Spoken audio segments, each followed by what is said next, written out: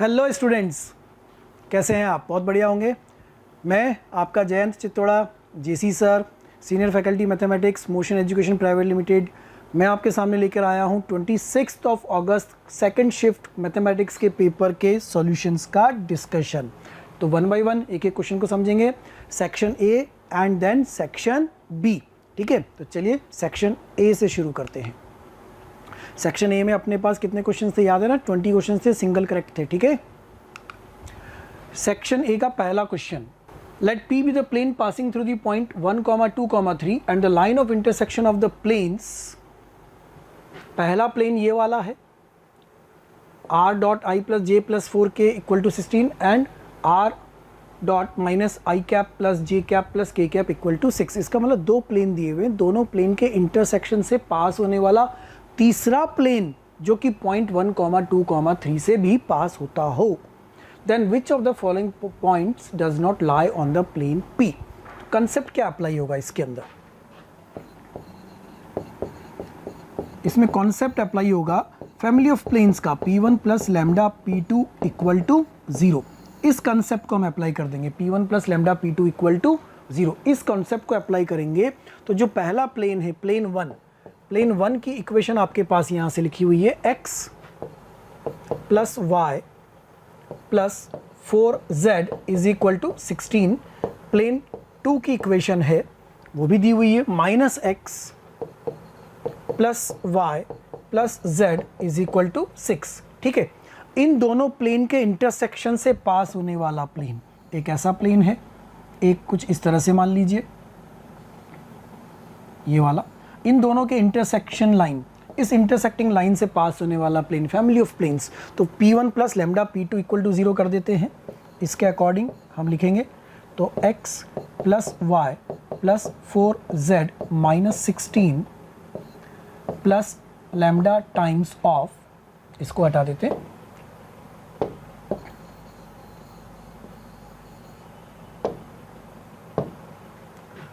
Minus X plus Y plus Z minus 6 is equal to 0। This plane is passing through the point 1, 2, 3। तो इसमें हम रख देते हैं पॉइंट 1, 2, 3। क्या मिलेगा? लैम्डा का वैल्यू। तो 1 plus 2 plus 3 that is 12 minus 16 plus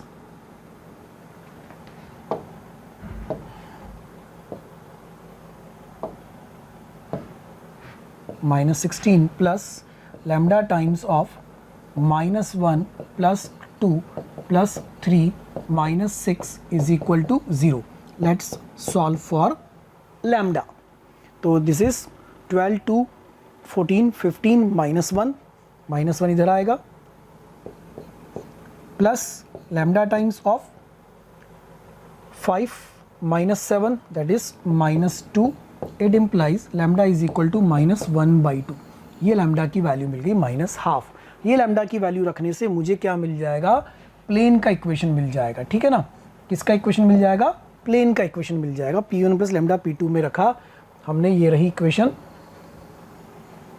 इसमें रखेंगे लैम्डा इक्वल टू माइनस 1/2, तो ये बन जाएगा 2x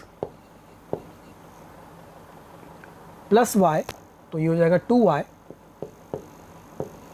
plus 4z plus 8z minus 16, minus 1/2 रख रहे हैं तो माइनस माइनस प्लस हो जाएगा, तो plus x minus y minus z plus 6 is equal to 0। Let's calculate it. 3x plus y plus 7z minus 16 plus 6 minus, ये minus 32 हो चुका होगा यहाँ पर, ये this will be 32। Minus 32 plus 6 minus 26 equal to 0। ठीक है, ये प्लेन की इक्वेशन आ गई। कौन सा पॉइंट इसको सेटिस्फाई नहीं कर रहा है? कौन सा पॉइंट इसको सेटिस्फाई नहीं कर रहा है ये हमें देखना है। जैसे 3, 3, 2 रखें तो 9 प्लस 3 12, 12 प्लस 14 12 प्लस 14 26, 26 माइनस 20 तो सेटिस्फाई कर रहा है, तो ये हमारा आंसर नहीं हुआ। ऐसे ही इस -8 वाले को चेक कर लेते, -24 प्लस 8 -16 -16 56, ये भी सेटिस्फाई नहीं कर रहा है, मतलब सेटिस्फाई कर रहा है, उसने पूछा कौन सा सेटिस्फाई नहीं करेगा। 4 2 2 तो ये आ जाएगा 12 14 14, ये सेटिस्फाई नहीं कर रहा है, तो थर्ड ऑप्शन, मतलब थर्ड ऑप्शन अपना करेक्ट आंसर इसमें बन जाएगा। तो कॉन्सेप्ट कौन सा लगा, P1 plus lambda P2 equal to 0। तो 3D चैप्टर का क्वेश्चन था और we can say it is easy, कोई टफ नहीं, मीडियम नहीं, इट्स एन ईजी क्वेश्चन। ठीक है, ये रहा इसका सॉल्यूशन। देखो कंसेप्ट हमने अप्लाई करा, P1 plus lambda P2 equal to 0 वाला, P1 plus lambda P2 equal to 0, lambda की वैल्यू अभी हमने फाइंड करी थी -12, उसको रखा, ये प्लेन का इक्वेशन बना था 3x plus Y plus 7z minus 26 equal to 0। इस प्लेन की इक्वेशन को कौन सा पॉइंट सेटिस्फाई नहीं कर रहा है, थर्ड ऑप्शन वाला सेटिस्फाई नहीं कर रहा है। ओके, क्वेश्चन नंबर 2 देखिएगा। A hall has a square floor of dimension 10 metre into 10 metre and the vertical walls. If the angle GPH between the diagonals AG and BH is cos inverse 1/5। इसका मतलब हमें points required होंगे, तो हम इसको मान लेते हैं ऑरिजिन, इसको ले लीजिए आप x एक्सिस, इसको ले लीजिए आप y एक्सिस और इधर इसको ले लीजिए आप z एक्सिस। ठीक है, तो B के कोऑर्डिनेट्स हो जाएंगे 10, 0, 0। ठीक है, A 0 हो गया। एक आपके पास G पॉइंट के कोऑर्डिनेट्स हो जाएंगे 10, height will be h and z coordinate will be 10, और h के कोऑर्डिनेट्स आपके पास आ जाएंगे, h में आएगा x coordinate 0, y coordinate h and 10, ये बन गए A B G H सारे मिल गए। एंगल AG और BH के बीच में है, तो हम वेक्टर्स बना लेते हैं। AG वेक्टर फॉर्म कर लिया जाए G माइनस A।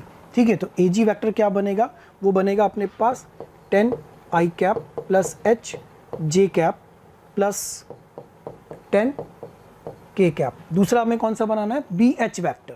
ठीक है, so BH vector is equal to H minus B minus 10 I cap plus H J cap plus 10 K cap. ये दोनों वेक्टर बन गए। दोनों वेक्टर के बीच में एंगल कितना दिया हुआ है, cos theta is equal to 1/5। तो अप्लाई कर देते हैं formula, cos theta is equal to AG vector dot BH vector upon mod of AG vector mod of BH vector. ठीक है, ये अप्लाई कर रहे हैं। cos थीटा की वैल्यू अपने पास है कितनी, 1/5। ठीक है, इधर AG dot BH -100 plus H square plus 100 upon, दोनों का मॉड सेम आएगा, तो ये हो जाएगा H स्क्वायर प्लस 200। इस कैलकुलेशन को आगे बढ़ा के सॉल्व कर लेते हैं और देखते हैं कितना आ रहा है। इधर ले चलते हैं, कितना हुआ ये 5H square plus 200 is equal to, उधर जाकर के कितना हो जाएगा 5H स्क्वायर। तो 4H square is equal to 200, H square is equal to 50। H पूछा है, H की वैल्यू आ गई 5√2। H is equal to 5√2। 5√2 is the value. 5√2 है क्या अपने पास ऑप्शन में, यस, चौथा ऑप्शन। फोर्थ ऑप्शन आंसर आ रहा है, बिल्कुल देखो फोर्थ ऑप्शन आंसर बन रहा है। ये रहा A, ये रहा B, H G। फॉर्मूला लगाया था अपन ने, कैलकुलेट करा, H की वैल्यू 5√2। 3D का क्वेश्चन था लेकिन सॉल्व हो रहा है वेक्टर से। ठीक है ना, वेक्टर लग रहा है इसके अंदर, वेक्टर से इजीली सॉल्व हो रहा है। Okay, question number 3, consider the two statements, statement 1, statement 2, दो स्टेटमेंट दिए हुए हैं। तो ये कौन सा हुआ अपना, मैथमेटिकल रीजनिंग। मैथमेटिकल रीजनिंग वाले चैप्टर से क्वेश्चन आया है।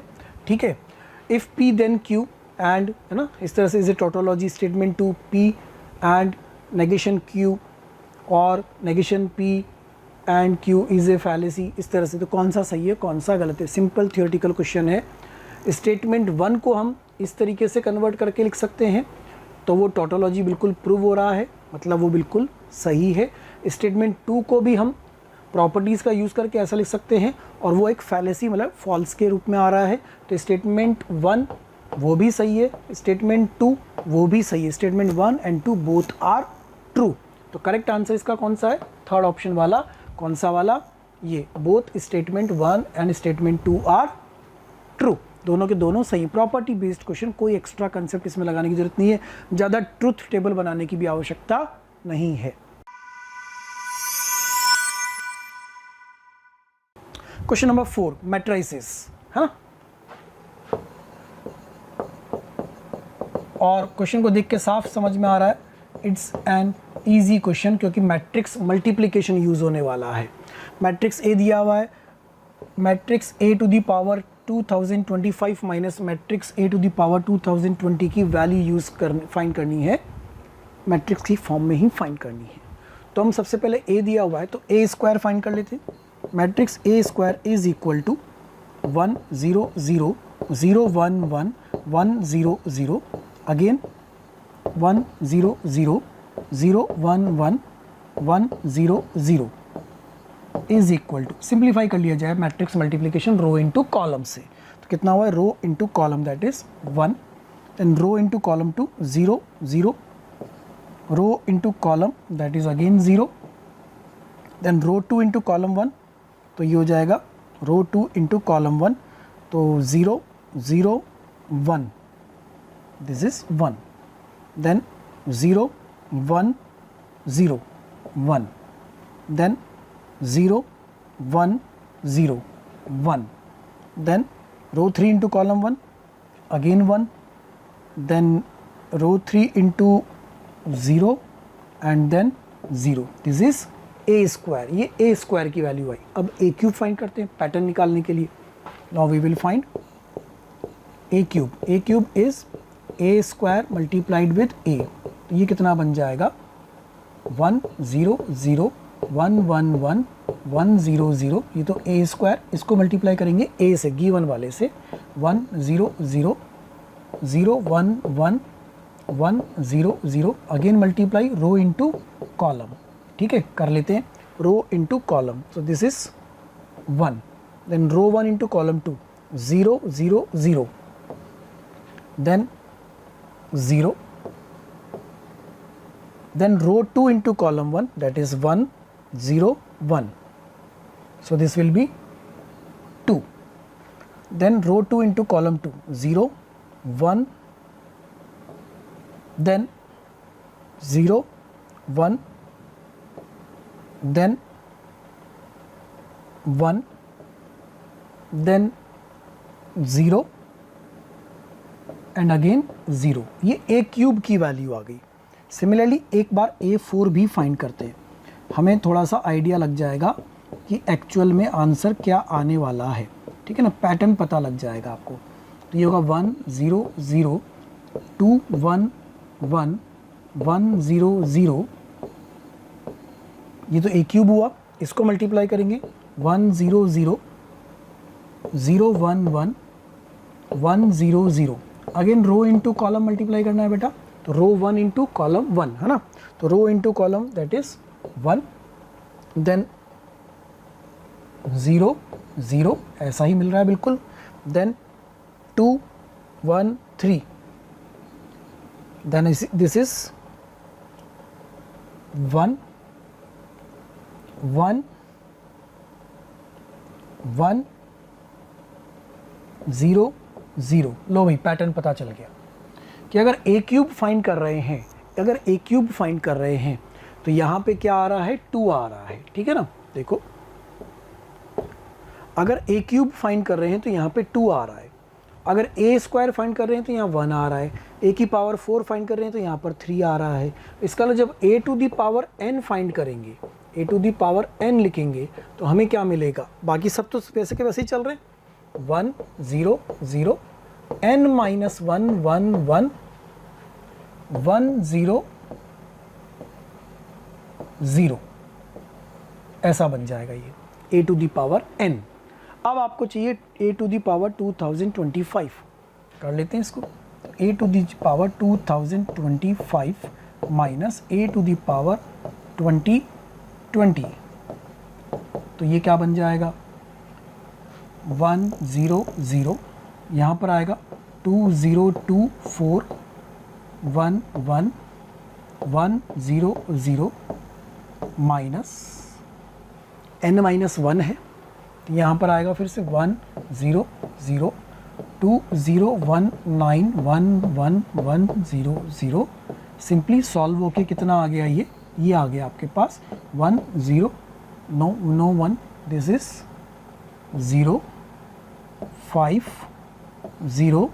050000 ऐसा मिलेगा। यहाँ पर नंबर कौन सा आ जाएगा, 5। तो अब ऑप्शन के according a to the power 5 ये तो नहीं बनेगा, a की पावर 6 वो भी नहीं बनेगा, a to the power 6 minus a ये बन जाएगा। So this is equal to a to the power 6 minus a, क्योंकि इसमें 5 आएगा और माइनस a कर रहे होंगे तो 1 होके फिर वापस वो बन जाएगा a to the power 5 minus a, ये भी बन सकता है। एक बार चेक करना पड़ेगा, इसको चेक कर लेते हैं फटाफट से।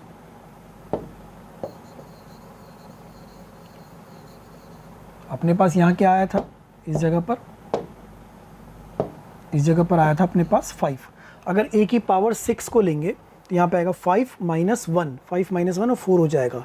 यहाँ से लेंगे, यहाँ पे आएगा 4 माइनस 1, तो 5 minus 0, this is correct. This is equal to a to the power 6 minus a, option 3। Third option हमारा आंसर बन जाएगा correct. Third option is the final answer. Simple matrix multiplication solve करना है, पैटर्न समझना है और calculation कर लेनी है, ठीक है। देखिए a स्क्वायर फाइंड करा, फिर a स्क्वायर में यहाँ 1 आ रहा है, a क्यूब में यहाँ 2 आ रहा है, a की पावर 4 में यहाँ 3 आ रहा है, तो इसमें अपने अब यहाँ क्या आ गया n माइनस 1। तो इसको हमने सॉल्व कर लिया और ये किसके इक्वल आ रहा है, a to the power 6 minus a, जो कि हमारा ऑप्शन नंबर 3 बन रहा है, ठीक है। Question number 5, the domain of the cosec inverse 1 plus x upon x is, इसकी डोमेन क्या होगी, इनवर्स ट्रिग्नोमेट्रिक फंक्शन ITF के अकॉर्डिंग, है ना। ITF चैप्टर का क्वेश्चन है। Domain of cosec inverse x is, domain of cosec inverse x is x belongs to minus infinite to minus 1 union 1 to infinite, ऐसा होता है ना। तो x की जगह यहाँ कौन है, 1 plus x, it means 1 plus x upon x belongs to minus infinite to minus 1 union 1 to infinite. इसको हम लिख सकते हैं 1 plus 1 by x belongs to minus infinite to minus 1 union 1 to infinite. 1 को उधर ले चलते हैं, माइनस कर देंगे तो ये बन जाएगा 1 by x belongs to minus infinite to minus 2 union 0 to infinity. 1 हमने सब्ट्रैक्ट कर दिया। अब इसको इन्वर्ट करते हैं, ये बनेगा x बिलोंग्स टू, ये बन जाएगा माइनस, वह इन्वर्ट कर रहे हैं तो छोटा हो जाएगा बड़ा, बड़ा हो जाएगा छोटा, तो ये बन जाएगा -2, तो माइनस हाफ से इन्फिनिटी इन्वर्ट कर रहे हैं। इसको इन्वर्ट करेंगे तो छोटी क्वांटिटी बड़ी हो जाएगी और बड़ी क्वांटिटी छोटी हो जाएगी, तो ये बन जाएगा x बिलोंग्स टू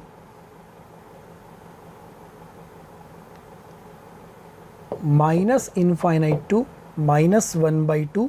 इसको रिवर्ट करते हैं तो रिवर्ट करने पर ये बनेगा x belongs to minus 1/2 to 0 union 0 to infinite, ऐसा बन जाएगा ये। तो फाइनली ये हो गया x belongs to minus 1/2 to infinite except 0 को छोड़ करके। ऐसा कोई ऑप्शन है क्या अपने पास, ये वाला है option B, second option answer बन रहा है बिल्कुल। तो बेसिक डोमेन का क्वेश्चन देखो ये रहा, इस तरीके से बन जाएगा ये। इसको इसकी बेसिक डोमेन की डेफिनेशन के अंदर लेकर आ गए हम, उसके अकॉर्डिंग हमने सॉल्व कर लिया और आंसर फर्स्ट ऑप्शन ब्रैकेट के अकॉर्डिंग फर्स्ट ऑप्शन बनेगा। फर्स्ट ऑप्शन ब्रैकेट का ध्यान देंगे, फर्स्ट ऑप्शन आंसर बनेगा, not the, this will not be the answer, first option will be the final answer. Closed bracket जो हमने यहाँ लिखा है क्लोज्ड ब्रैकेट के अकॉर्डिंग, ठीक है, पहला ऑप्शन आंसर बनेगा। क्वेश्चन नंबर 6, सिंपल ट्रिग्नोमेट्री का क्वेश्चन, क्वेश्चन नंबर 6। तो ट्रिगो 1 है ना, ट्रिगो 1 का क्वेश्चन था, बेसिक क्वेश्चन है। 2 sin π/8 sin 2 π/8 sin 3 π/8 sin 5 π/8 sin 6 π/8 sin 7 π/8 का वैल्यू क्या होगा। इसको हम लिख सकते हैं 2 sin π/8 sin 2 π/8 sin 3 π/8 और इस sin 5 π/8 को हम लिख सकते हैं sin ऑफ पाई माइनस 3 π/8, क्योंकि sine of pi minus theta is again sine theta, तो ये वापस साइन 5 π/8 ही बनेगा। फिर अगला वाला, इसको भी लिखेंगे साइन पाई माइनस 2 π/8 और जो लास्ट है उसको लिखेंगे साइन पाई माइनस π/8। ठीक है, कोई दिक्कत नहीं इसमें। तो ये बन जाएगा 2 साइन स्क्वायर π/8, क्योंकि sine π/8 sine π/8, again sine square 2 π/8 sine 2 π/8 sine 2 π/8, ठीक है ना, और साइन स्क्वायर 3 π/8 साइन स्क्वायर 3 π/8, ऐसा ही बन जाएगा। कोई दिक्कत यहाँ तक? बिल्कुल बन गया। अच्छा, ये साइन स्क्वायर 2 π/8 कितना हुआ? π/4। साइन π/4 की वैल्यू 1/√2, 1/√2 का होल स्क्वायर 1/2, तो 2 कट जाएगा। तो अगले स्टेप में आपके पास आ जाएगा साइन स्क्वायर π/8 साइन स्क्वायर 3 π/8, बस इतना बचेगा, क्योंकि ये वाली वैल्यू कैंसिल आउट हो गई है। ये पूरा का पूरा 2 से ख़त्म हो गया। अब इसको भी चेंज कर देते हैं, साइन स्क्वायर π/8, इसको हम लिख देते हैं साइन स्क्वायर 3 π/8 है, तो 3 π/8 को कुछ ऐसा चेंज करें कि वो कॉस में चेंज हो जाए। तो हम इसको लिख सकते हैं 4 π/8 माइनस π/8। कुछ फ़र्क तो नहीं पड़ा? नहीं पड़ा, कोई फ़र्क नहीं पड़ा, अभी भी वो 3 π/8 ही है। लेकिन ये 4 π/8 एक्चुअल में कितना होगा? π/2, और π/2 sine π/2 minus theta is cos theta, so it will become sine square π/8 cos square π/8। अब तो half angle double angle formula लग जाएगा, तो ये बन जाएगा 1/4 2 साइन π/8 कॉस π/8 का होल स्क्वायर। कितना हो जाएगा ये? 2 साइन π/8 कॉस π/8 का whole square, that is sine π/4 sine π/4 का होल स्क्वायर। तो 1/4 इंटू साइन π/4 का होल स्क्वायर, तो 1/4 into 1/2, that is 1/8। So 1/8 is our final answer. 1/8 है क्या? यस, पहले ऑप्शन में 1/8 दिया हुआ है। बेसिक ट्रिगो का सवाल है, सिंपल। कितना आंसर मिला हमें? 1/8, पहला ऑप्शन। ये रही, देखो कैलकुलेशन पूरी की पूरी। इस साइन 5 π/8 को ऐसा रिड्यूस करा, 6 वाले को ऐसा और 7 वाले को इस तरीके से, ये बना। यह वैल्यू कैंसिल हो गई थी, इसको 2 से मल्टीप्लाई डिवाइड करा, उसके पहले साइन स्क्वायर 3 π/8 को इसमें कन्वर्ट कर लिया हमने, सारी की है भी हमने कैलकुलेशन। तो finally you are getting answer as 1/8। Okay, question number 7, complex numbers, ठीक है, एंड क्वाड्रेटिक, दोनों का combination. Complex number and quadratic, दोनों का combination. √3 plus iota whole power 100 is equal to 2 to the power 99 bracket में p plus iota q। तो √3 plus iota, अगर ये एक कॉम्प्लेक्स नंबर z है, तो मॉड ऑफ z कितना हो गया? Mod of z is equal to 2। Mod of z कितना हो गया? 2। एम्पलीट्यूड ऑफ z कितना होगा? Amplitude of z is equal to tan inverse 1/√3, tan inverse 1/√3, that is π/6। तो हम इसको क्या लिख सकते हैं? हम इसको लिख सकते हैं यहाँ पर 2 to the power 100 into e to the power iota pi by 6 whole power 100 is equal to 2 to the power 99 p plus iota q, ऐसा लिख सकते हैं। क्लियर, ये बन जाएगा, एक कट गया, यहाँ बचेगा 2, ठीक है। ये हो जाएगा e to the power iota 100 pi upon 6, तो 50 pi upon 3 is equal to p plus iota q। Okay, इसको सॉल्व कर लेते हैं, तो ये हो जाएगा 2 cos 50 pi by 3 plus iota sine 50 pi by 3 is equal to p plus iota q। Okay, getting. अब ये 50 पाई बाई 3 कितना हुआ, कॉस में 2 पाई प्लस इस तरीके से चलता जाएगा, तो 2 पाई प्लस 48 पाई बाई 3, तो लास्ट में बचेगा 2 pi by 3, only 2 pi by 3 बचने वाला है, 48 पाई बाई 3 तो ख़त्म हो जाएगा।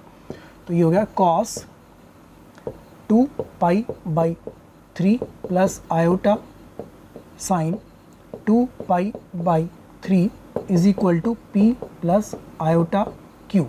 वैल्यू रख देते हैं, cos 2 pi by 3 is cos 120, cos 120 is minus half, तो 2 minus 1 by 2 and sine 2 pi by 3 is root 3 by 2, तो plus iota root 3 by 2 is equal to p plus iota q। Minus 1 plus iota root 3 is equal to p plus iota q, तो p का value -1, q का value root 3। अब इस p और q को लेकर के हमें क्या बनानी है, क्वाड्रेटिक इक्वेशन। तो इक्वेशन बन जाएगी X square minus sum of the roots root 3 minus 1 into x plus product of the roots, तो root 3 into -1 is equal to 0, that is X square minus root 3 minus 1 into x minus root 3 equal to 0। This is the quadratic equation. Check कर लेते हैं कौन सी बन रही है। पहली वाली नहीं बन रही है, दूसरी वाली x square plus root 3 minus 1 ये भी नहीं बन रही है, एक्स स्क्वायर माइनस वो भी नहीं बन रही है, फोर्थ ऑप्शन में बन रही है x square minus root 3 minus x, बिल्कुल फोर्थ ऑप्शन मैच कर रहा है। तो कॉम्प्लेक्स नंबर से पहले हमने complex number p plus iota q से कंपेयर करा, p और q की वैल्यू निकाली, सॉल्व किया, ठीक है। तो हमारा आंसर आया कौन सा ऑप्शन, फोर्थ ऑप्शन। ये रहा पूरा सॉल्यूशन, देखिए इसी फॉर्मेट में चेंज हुआ था। Okay, so this is the final answer, कौन सा option, fourth option. Done. Summation r equal to 150 tan inverse 1/2r square equal to p, then the value of tan p। tan p का value पूछा है, sequence बन रही है, ये series बन रही है ना, इस सीरीज को थोड़ा सा और अच्छे से लिखें तो ये बनेगा summation r equal to 1 to 50, हम इसको लिख देते हैं tan इनवर्स 2/4r स्क्वायर, थोड़ा इजी हो जाएगा इसको बनाना ना, 2/4r स्क्वायर। देखो 2/4r स्क्वायर लिखने से क्या हो, इसको ब्रेक कर पाएंगे, इसको लिखेंगे 2r plus 1, 2r minus 1, 1 plus, तो ये बन गया tan inverse a minus b upon 1 plus a into b, जिसको आप रिड्यूस कर पाओगे tan inverse x minus Y upon 1 plus x y is equal to tan inverse x minus tan inverse y। इस फॉर्मूले का प्रयोग कर रहे हैं हम, है ना, इस फॉर्मूले के अकॉर्डिंगली हम यहाँ पे पहुँच रहे हैं। ये सीरीज बन गई। अब इससे जो टर्म्स मिलेंगे वो टर्म्स क्या मिलेंगे, उन टर्म्स के ऊपर आते हैं। r की वैल्यू 1 रखेंगे तो पहला टर्म बनेगा tan इनवर्स, r की वैल्यू 1 रखी तो tan inverse 3 minus tan inverse 1 plus tan inverse इस तरह से, फिर अगला r का वैल्यू 2 रखा तो tan inverse 5 minus tan inverse r का वैल्यू 2 रखा 3 प्लस tan इनवर्स r के वैल्यू 3 रखा 7 minus tan inverse 5 and so on. ऐसे चलता चलता लास्ट में जाकर के आपको मिलेगा 50 रखने पर tan इनवर्स 50 रखा तो 101 बन जाएगा,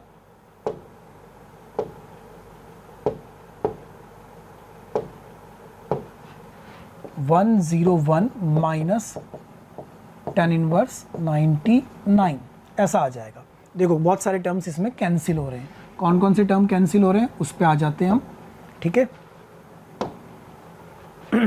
तो tan inverse 3 cancel, 5 cancel, 7 cancel, इसका ना लास्ट में जाते जाते ये वाला भी कैंसिल हो जाएगा। जो आपके पास बचेगा वो बचेगा सिर्फ ये tan inverse 101 minus tan inverse 1, ठीक है, ये आपके पास बचेगा। इसको फिर से फॉर्मूले में रख दो, tan inverse 101 minus 1 upon 1 plus 101, so this is tan inverse 100 upon 102, that is tan inverse 50 upon 51, tan inverse 50 upon 51, ये आंसर बन जाएगा। सिंपल, एक सीरीज बन रही है आईटीएफ की, कोई टिपिकल खेल नहीं है इसके अंदर, सारे टर्म्स कैंसिल हो जाएंगे, सॉल्व हो जाएगा, ठीक है। क्वेश्चन नंबर 9, क्वेश्चन नंबर 9 पे आते हैं और समझते हैं कि क्वेश्चन नंबर 9 क्या कह रहा है। If the value of the integral 0 to 5 x plus greatest integer of x e to the power x minus greatest integer of x dx is equal to alpha e to the power -1 plus beta, alpha beta belongs to r, 5 alpha plus 6 beta is equal to 0 and greatest integer x denotes the greatest integer less than or equal to x, then the value of alpha plus beta का whole square, इसकी value find करनी है। हम ये जानते हैं कि greatest integer function कहाँ ब्रेक होता है, at every integer, it will break at every integer. तो हम इस इंटीग्रल को ब्रेक कर देते हैं, ठीक है। इस इंटीग्रल को हम लिखते हैं 0 to 1 x plus greatest integer x upon e to the power x minus greatest integer x dx plus then 1 to 2 x plus greatest integer of x upon e to the power x minus greatest integer of x dx plus then 2 to 3, हर integer पे break करते चल रहे हैं, तो x plus greatest integer of x upon e to the power x minus greatest integer x, concept पे ध्यान देना, हैंड राइटिंग पे ध्यान मत देना, है ना। 3 to 4 x plus greatest integer of x upon e to the power x minus greatest integer of x dx, और लास्ट बनेगा 4 to 5 x plus greatest integer of x upon e to the power x minus greatest integer of x dx। अब ये greatest integer function 0 से 1 में क्या होता है, 1 से 2 में क्या होता है, ये हमें मालूम है। तो 0 से 1 में ये 0 बनेगा, तो ये बन जाएगा आपके पास 0 से 1 में x अपॉन e की पावर x, ठीक है, प्लस फिर 1 से 2 में ये बनेगा x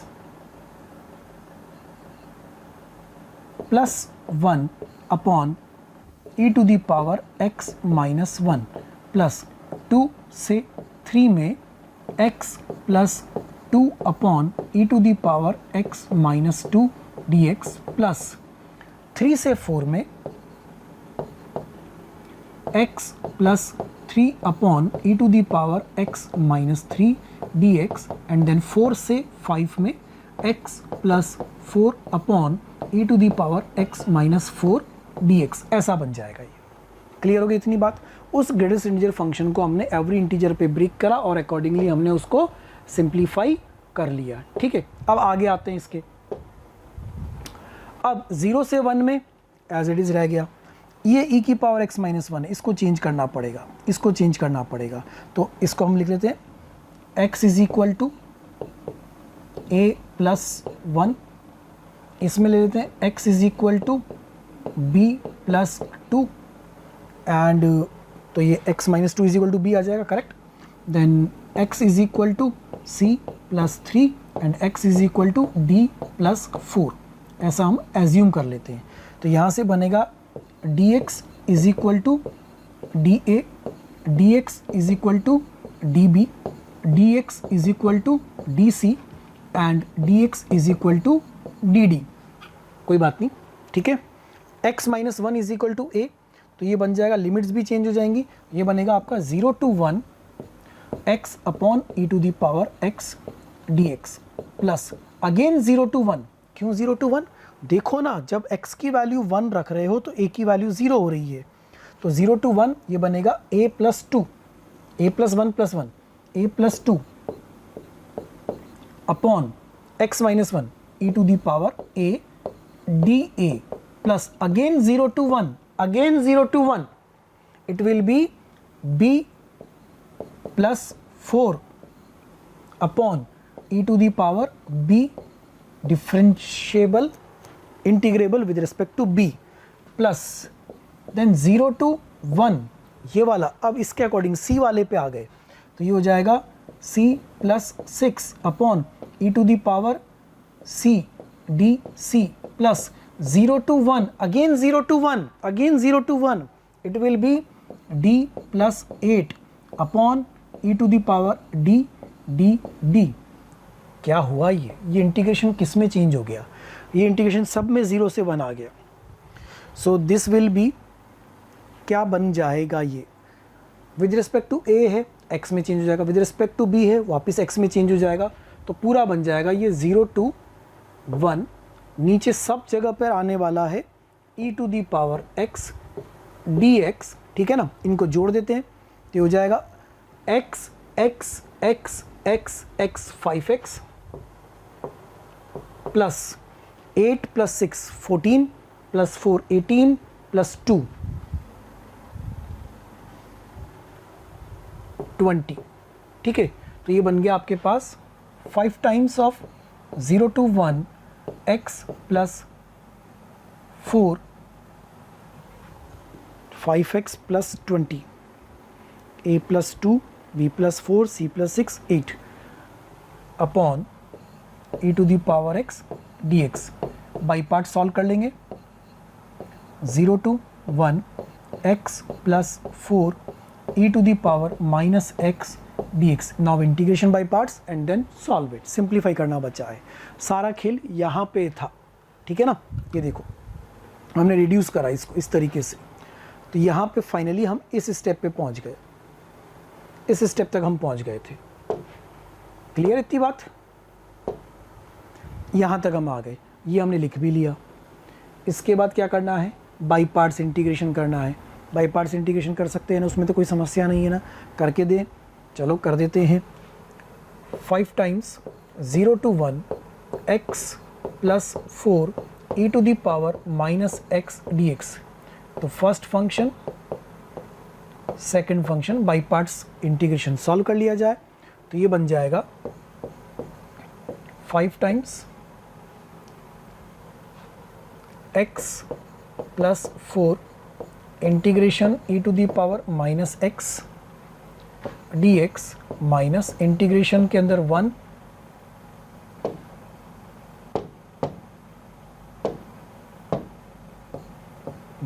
डिफरेंशिएशन x प्लस 4 का into integral of e to the power minus x dx again dx, ठीक है।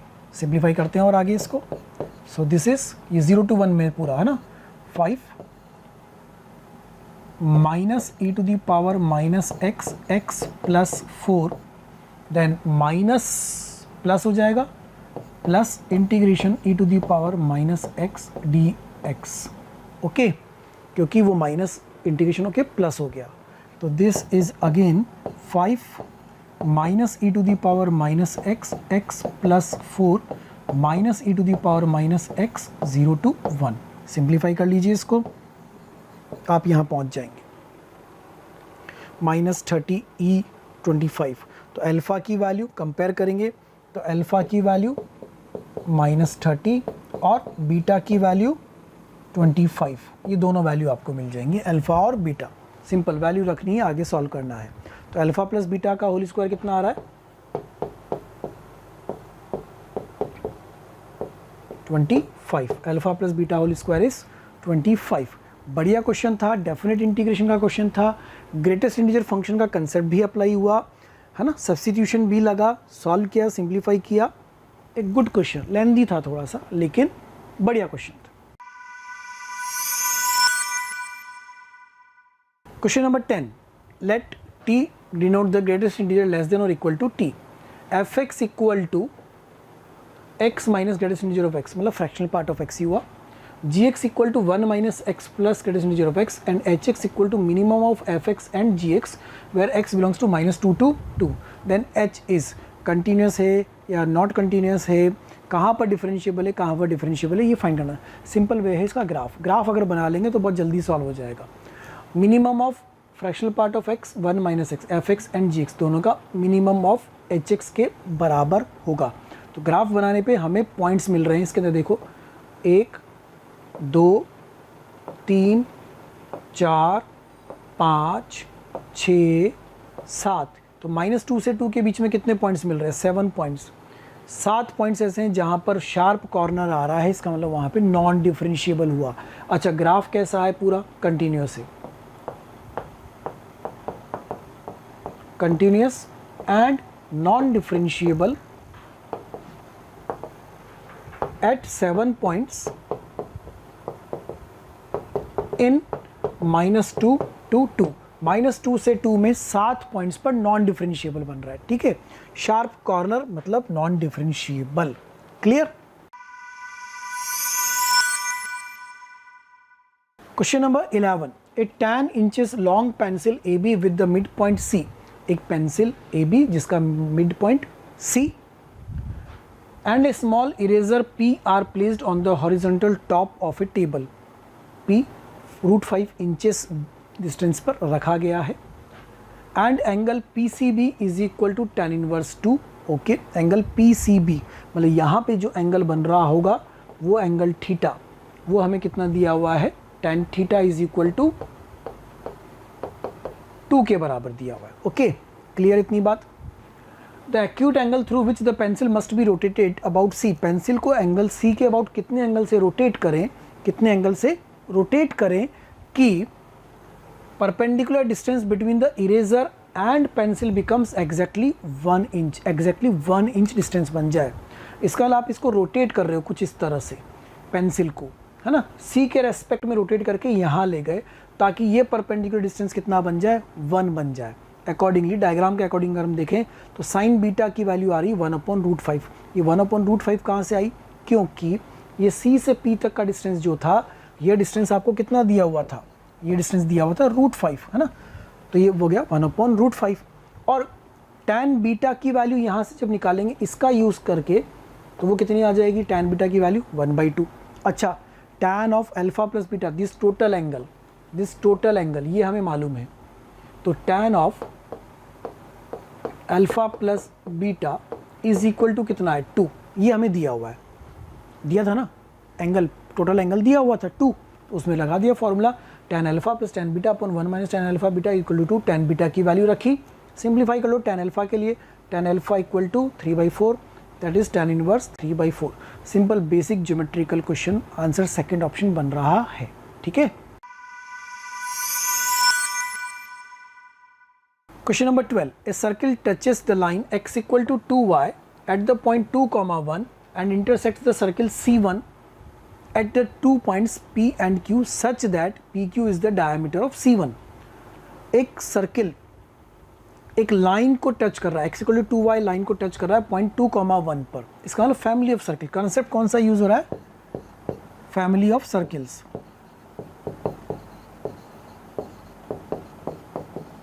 तो S plus lambda L equal to 0 apply कर देते हैं। ठीक है, सर्किल के साथ ये 2,1 के अकॉर्डिंग, तो डायमेट्रिकल फॉर्म में x-2 का होल स्क्वायर प्लस y-1 का whole square plus lambda times of x-2y is equal to 0। ठीक है, s plus lambda L equal to 0, ये बन गया डायमेट्रिक फॉर्म से। सेंटर हमने 2,1 ही ले लिया। Intersect the circle eight the point P and Q such that PQ is the diameter of C1, PQ जो होगी वो इसकी डायमीटर बन जाएगी। देखो कुछ ऐसे, ये सर्किल हमने बना ही लिया s plus lambda L equal to 0 से। ये क्वेश्चन अभी हमने लिखी x-2 का होल स्क्वायर प्लस y-1 का whole square plus lambda into x-। ठीक है, सर्किल C अरेंज हो गया, ये बन गया सर्किल C। अब ये सर्किल C C1 को कट कर रहा है इस तरह से कि जो कट करने पर ये जो लाइन बनेगी पी क्यू, ये पी क्यू क्या होगी, डायमीटर बन जाएगी। तो ये पी क्यू क्या कॉमन कॉर्ड है? यस सर कॉमन कॉर्ड है। और इक्वेशन ऑफ कॉमन कॉर्ड कैसे लिखते हैं? S1 minus S2 equal to 0। तो हमने ये लिख दिया S1 minus S2 equal to 0, equation of P Q ये आ गई। And this is passing through the centre of C1, क्योंकि डायमीटर बन रही है। तो C1 का सेंटर हमारे पास है 0, -1, वहाँ से हमने उसको पास कर दिया। लैम्डा का वैल्यू कितना मिल गया? -7। ये बना आपका सर्किल। अब इस सर्किल का क्या फाइंड करना है हमें? डायमीटर। तो this is the radius, this is radius. Radius कैसे निकालते हैं? फॉर्मूला याद है, √g² plus f² minus c। So radius is √g², that is 121/4 plus 144/4 and -5। इसको सॉल्व कर रहे हैं तो ये रेडियस मिल रहा है। तो डायमीटर इससे कितना आ रहा है? 7√5 ये मिल रहा है। तो सबसे पहले फैमिली ऑफ सर्किल का कंसेप्ट लगाया और अकॉर्डिंगली हमने s plus lambda l equal to 0 करते हुए सर्किल की इक्वेशन लिखी। ये सर्किल हमारा बन गया। इस रिक्वायर्ड सर्किल को दूसरे सर्किल के साथ इंटरसेक्ट कराने पर जो लाइन पी क्यू बन रही है वो C1 की डायमीटर है, मतलब वो पी क्यू एक कॉमन कॉर्ड की इक्वेशन फाइंड की गई। ये रही वो कॉमन कॉर्ड की इक्वेशन। इसको फाइंड करके हमने फिर क्या किया? सेंटर से पास कर दिया। ठीक है, clear? Question number 13। Question number 13 क्या कह रहा है? A fair die is tossed until 6 is obtained. जब तक कि 6 नहीं आता तब तक कि उसको टॉस करते जा रहे हैं। इसका जो सक्सेस है P वो 6 आने पर है तो 1/6 हो गई, और जो फेलियर है Q वो अपने आप हो गया 5/6, क्योंकि 6 आना सक्सेस है तो उसकी प्रोबेबिलिटी 1/6, और 6 नहीं आना फेलियर है तो उसकी प्रोबेबिलिटी 5/6। ठीक है। Let x be the number of required tosses. कितनी बार टॉस कर रहे हैं? वो रिक्वायर्ड टॉसेस x है। Then the conditional probability that x greater than equal to 5, मतलब 5 बार आ जाए जबकि 2 बार कम से कम आ चुका हो, जबकि 2 बार कम से कम आ चुका हो। ठीक है। तो 5 या 5 से ज़्यादा बार आने की प्रोबेबिलिटी जबकि 2 से ज़्यादा बार आ चुका हो। इसका मतलब 5/6 होल पावर 4 इंटू 1/6 5वीं बार में आएगा, प्लस 5/6 होल पावर 5 इंटू 1/6, इसका मतलब 6th टाइम में आएगा, till till till till till infinite तक जा रहा है, अपॉन कंडीशनल है ना, 2 बार, मतलब 5/6 का होल स्क्वायर इंटू 1/6, क्यों? तीसरी बार में आ रहा है, प्लस 5/6 का होल क्यूब इंटू 1/6 चौथी बार में आ रहा है, अप टू इन्फिनिटी। तो एक इन्फाइनाइट जीपी बन गई। क्या बन गई? इन्फाइनाइट जीपी बन गई। इन्फाइनाइट जीपी का फॉर्मूला A/1 - R, ये हमें याद है, वो लगा देते हैं। तो कॉमन रेशियो कितना है इसमें? 5/6। 5/6 इज द कॉमन रेशियो। तो A/1 - R, A की value 5/6 whole power 4 into 1/6 A/1 - R, 1 - R, R is common ratio, that is 5/6 upon, similarly नीचे भी, तो A 5/6 का होल स्क्वायर इंटू 1/6 अपॉन 1 - 5/6, यहाँ भी कॉमन रेशियो वही है। सिंप्लीफाई कर लिया जाए इसको आगे, तो कितना हुआ? ये कट गया, ये कट गया, 1/6 cancel, 5/6 whole power 4, 5/6 whole power 2, तो ये बचेगा 5/6 का होल स्क्वायर, दैट इज़ कितना? 25/36। क्या ऐसा ऑप्शन है अपने पास 25/36? यस सर, बिल्कुल है, हमारे पास पहला ऑप्शन ही है 25/36, ये है। तो फेयर डाइस को कब तक उछाला जा रहा है? जब तक कि 6 ना आ जाए। तो ये चीज़ क्या थी? सक्सेस। और ये चीज़ क्या थी? फेलियर।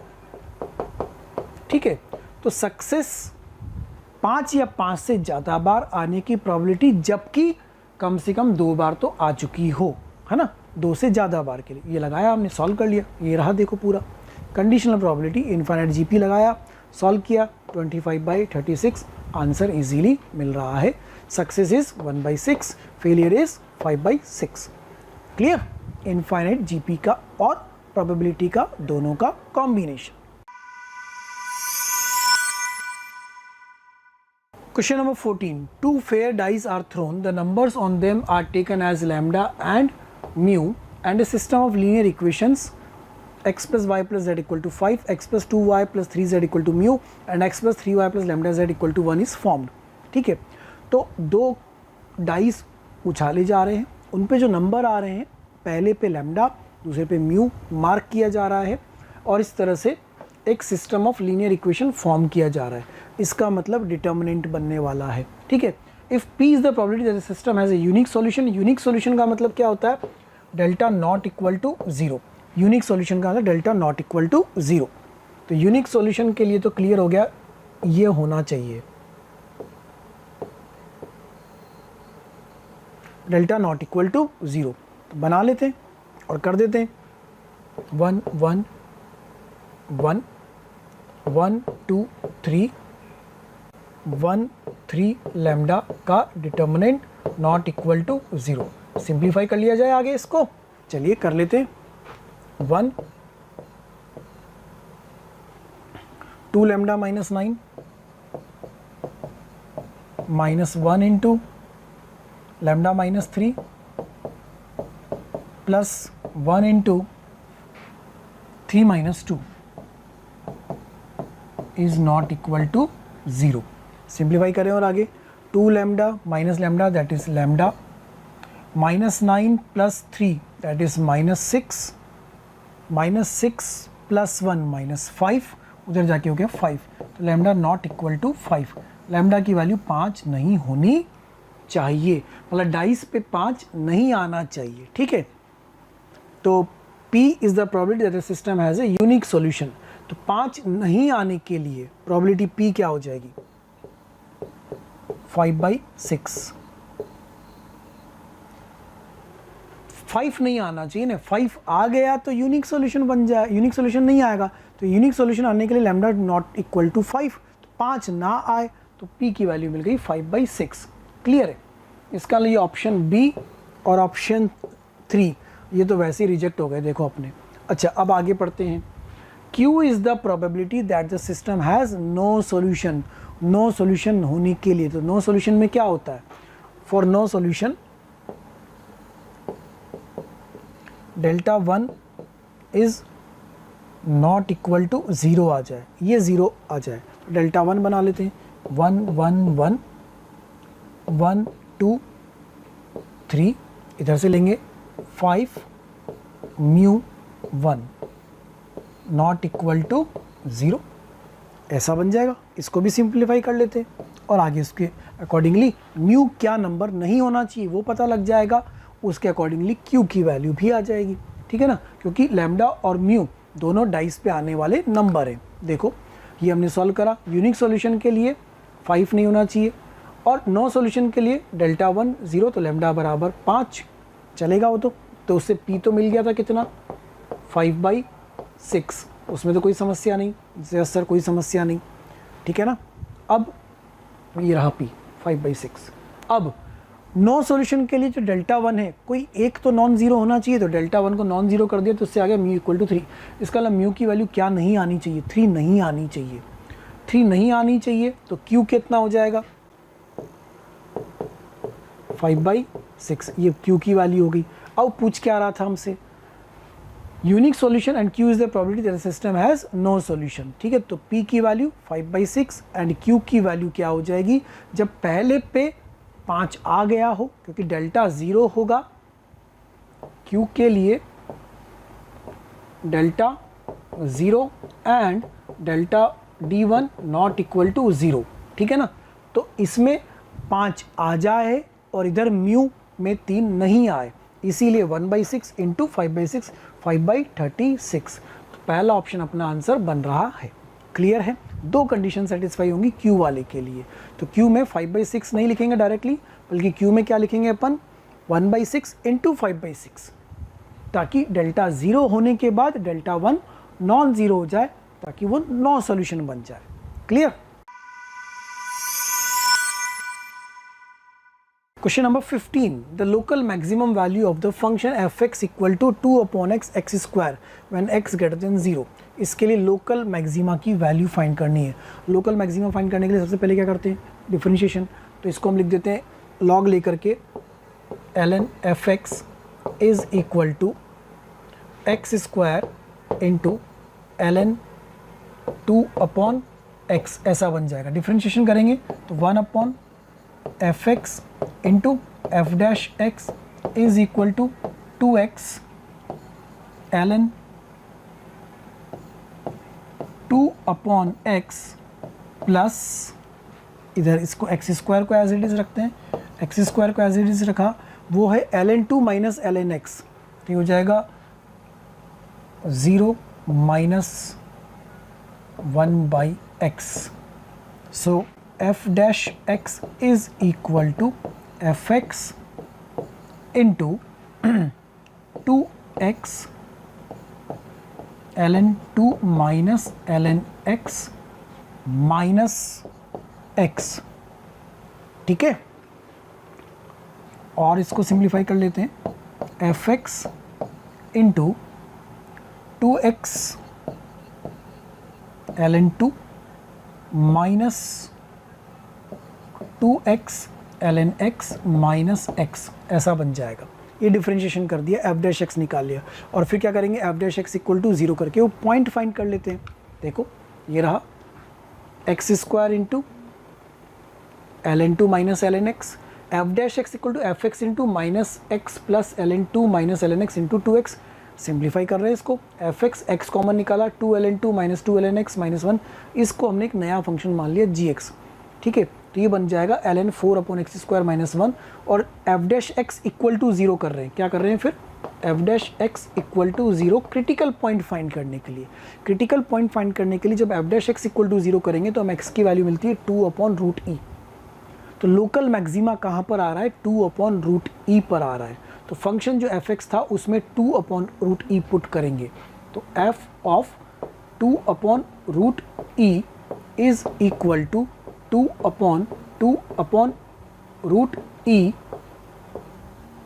ऊपर आ जाएगा 2/√e का होल स्क्वायर। इस वैल्यू को कैलकुलेट कर रहे हैं और ये हमें आंसर मिल रहा है e to the power 2/e, e to the power 2/e। ये हमारा ऑप्शन बन रहा है, कौन सा ऑप्शन, पहला ऑप्शन। ठीक है, तो f'(x) फाइंड करना है, f'(x) को इक्वल टू 0 करके क्रिटिकल पॉइंट, वो क्रिटिकल पॉइंट कौन सा, 2/√e, उसको रख दो, वैल्यू मिल जाएगी e to the power 2/e। That is the correct and final answer.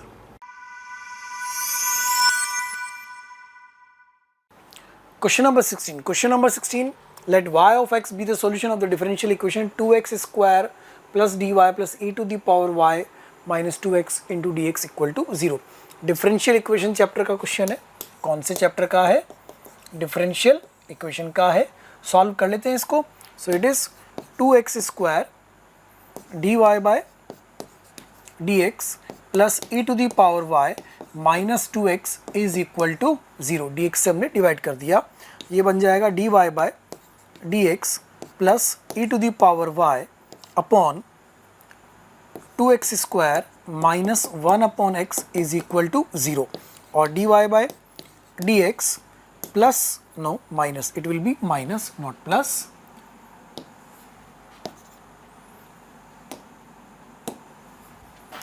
Minus 1/x is equal to, ये हमारे पास आया है minus e to the power y upon 2x square. ये e की पावर y प्रॉब्लम कर रहा है, इससे डिवाइड कर देते हैं तो ये बन जाएगा e to the power minus y into d y by d x plus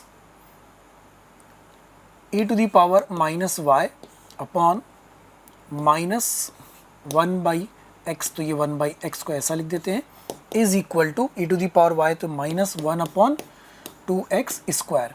अब हम इसको रखते हैं put e to the power minus y as z, ठीक है ना, लीनियर डिफरेंशियल इक्वेशन फॉर्म में चेंज होने वाला है, तो e to the power minus y को z मान लेते हैं, तो ये बन जाएगा minus e to the power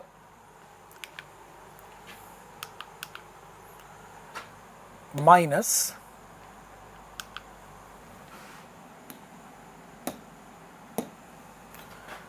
minus e to the power minus y d y by d z is equal to d z by d y by d x is equal to d z by d x. ठीक है, तो minus के साथ आ रहा है, इसका मतलब E to the power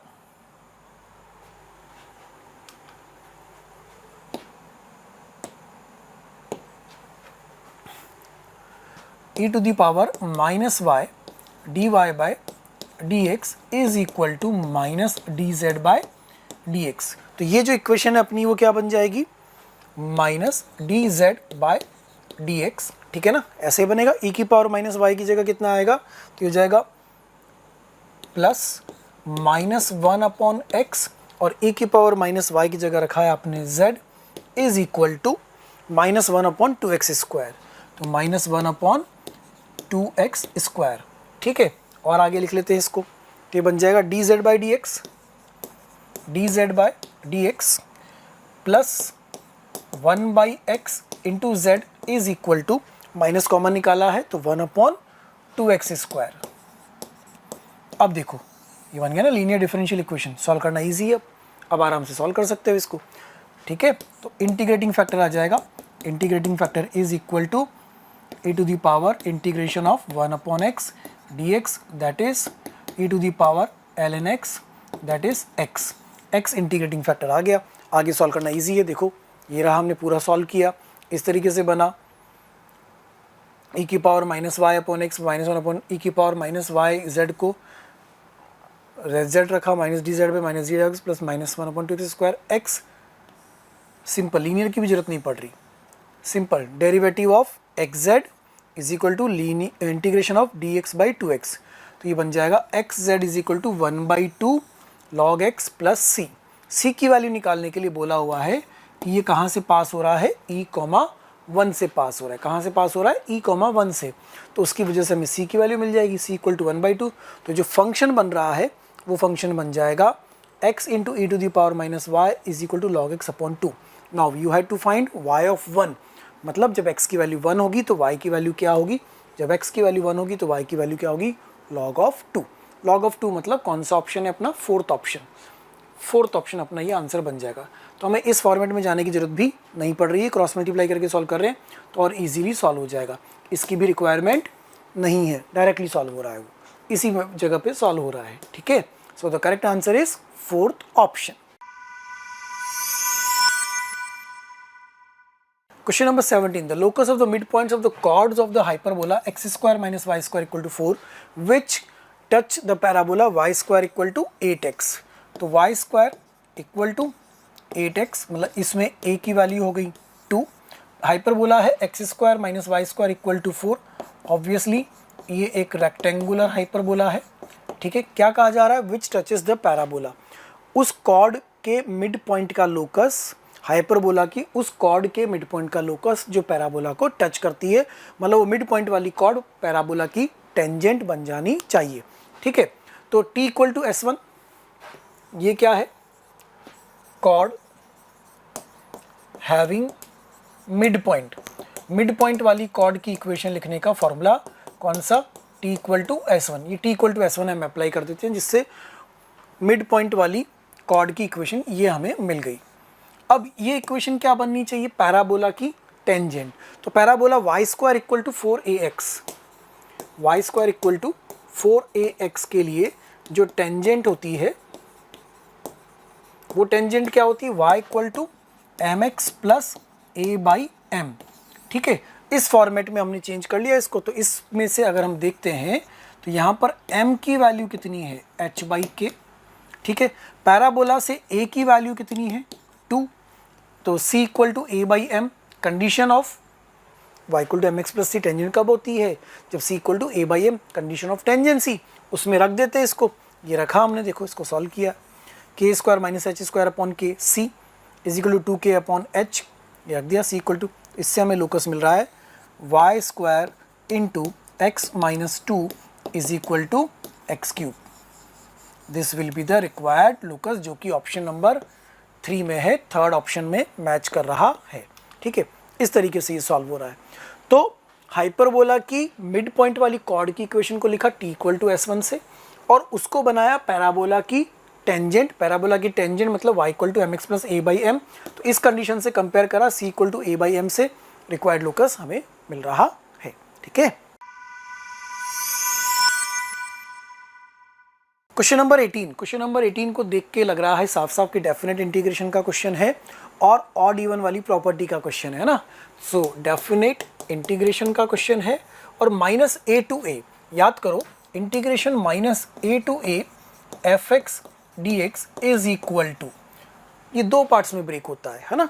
अगर 2 टाइम्स 0 to a fx बन जाता है इफ fx कैसा हो, इवन हो, और 0 बन जाता है इफ fx कैसा हो, ऑड हो, है ना।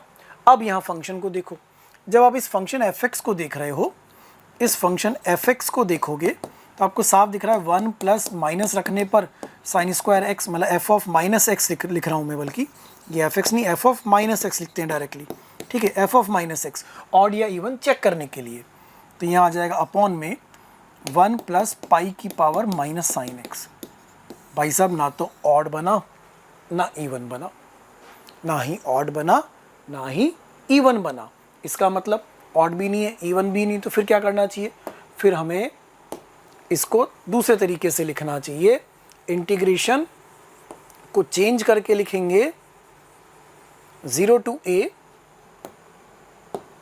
अब हम इसको लिखेंगे 0 to a f of x plus f of minus x dx, इस फॉर्मेट में इसको लिखेंगे। तो ये बन जाएगा 0 to a 1 plus sine square x upon 1 plus pi to the power sine x plus fx plus f of minus x. तो 1 plus sine square x upon 1 plus pi to the power minus sine x dx। ठीक है, इस format में हमने इसको लिख दिया। अब ये क्या बना, 1 upon pi to the power sine x। तो ये इंटीग्रेशन आपके पास क्या बनने वाला है, देखो 0 to a ऊपर चला जाएगा तो ये हो जाएगा 1 plus sine square x upon 1 plus pi to the power sine x plus pi to the power sine x ऊपर आएगा, 1 प्लस साइन स्क्वायर x यहाँ पर आएगा, ये हुआ 1 अपॉन पाई साइन x। तो ये हो जाएगा 1 plus pi to the power sine x dx। ठीक है, इस फॉर्मेट में आ गया। देखो दोनों का डिनोमिनेटर सेम है, जब दोनों का डिनोमिनेटर सेम है तो कुछ कॉमन आ रहा है क्या, ये बन रहा है 0 to a 1 plus sine square x into 1 plus pi to the power sine x upon नीचे भी बनेगा 1 plus pi to the power sine x dx। ये कैंसिल हो गया, आपके पास आ गया finally 0 to a 1 plus sine square x dx। अब तो इजी हो गया सॉल्व करना। तो देखो फाइनली क्या बन गया, 0 to a 0 to pi by two 1 plus sine square x dx। Simple, उस फॉर्मेट में चेंज हो गया ये। उसके बाद तो सॉल्व करना आसान है, आंसर मिल जाएगा हमें 3 पाई बाई 4। इसके बाद इंटीग्रेशन इजी है। लेकिन -a to a देखते ही क्या याद आता था कि या तो ऑड बनेगा या इवन बनेगा, तो वो नाइदर ऑड नॉर इवन था, इसीलिए हमने प्रॉपर्टी लगाई 0 to a fx plus f of minus x. ठीक है, question number 19। Question number 19 limits और साथ में समीशन वाली सीरीज। चलिए तो सबसे पहले लिमिट एक्सटेंड्स टू 2 रख दिया जाए इसके अंदर। ये क्या बन रहा है, sigma n equal to 1 to 9 2 upon x की जगह कितना रखना है 2, तो ये बन जाएगा 4n into n plus 1 plus 2 और 2 ये बन गया 4 इंटू 2n प्लस 1 प्लस 4, कुछ ऐसा बन रहा है। ठीक है, इसको लिखा summation n equal to 1 to 9, इसमें 4 कॉमन आ रहा है, ऊपर 2 है, हटा देते हैं तो हो जाएगा 1 अपॉन 4 कॉमन निकाल लें यहाँ पर, ये हमारे पास बचेगा 4 कॉमन निकालने के बाद n square plus n square plus n plus 4 common निकाला 2n प्लस 1 प्लस 1, ये बच जाएगा आपके पास। ऊपर यहाँ पर 2 था, उसको काट के कैंसिल कर देंगे बाद में।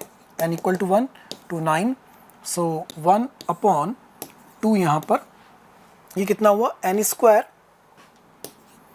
Plus 3n plus 2। फैक्टर हो रहे हैं क्या इसके? यस, बिल्कुल फैक्टर हो जाएंगे। तो ये हो जाएगा 1/2 तो common, summation n equal to 1 to 9, 1/2 सबके साथ आने वाला है, 1/n square plus 3n plus 2। n square plus 3n plus 2 के फैक्टर हो जाएंगे n plus 2 n plus 1। Correct है क्या? देख लो, चेक कर लो। n square plus 2 plus 2n plus n हो गए फैक्टर। ठीक है सर, फैक्टर भी हो गए।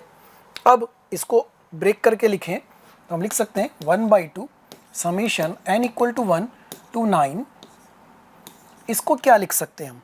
इसको लिख सकते हैं 1 मतलब n plus 2 minus n plus 1 upon n plus 2 into n plus 1।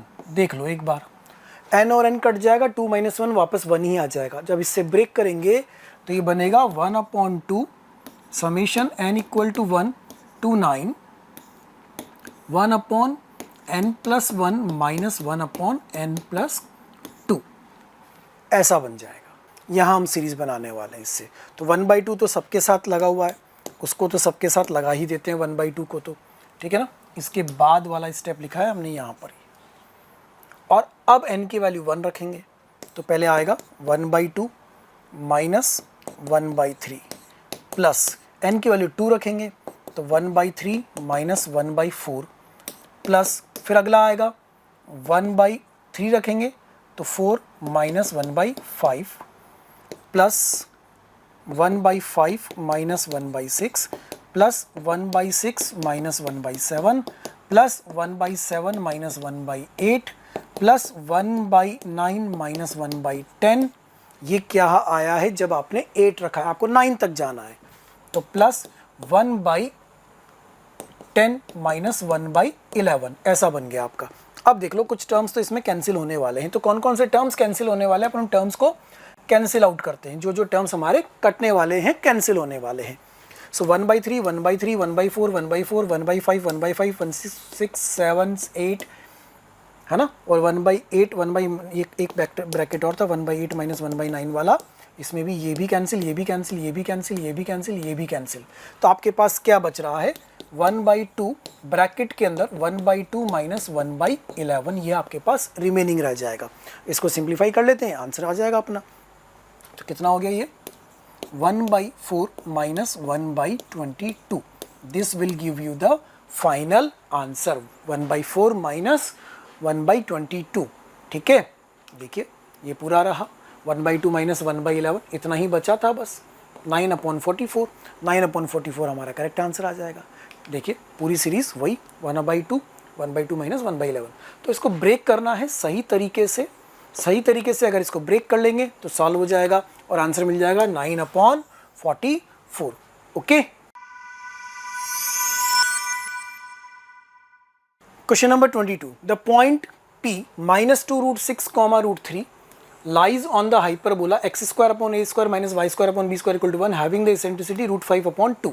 इस हाइपरबोला पर है और इसकी इसेंट्रिसिटी कितनी है? √5/2।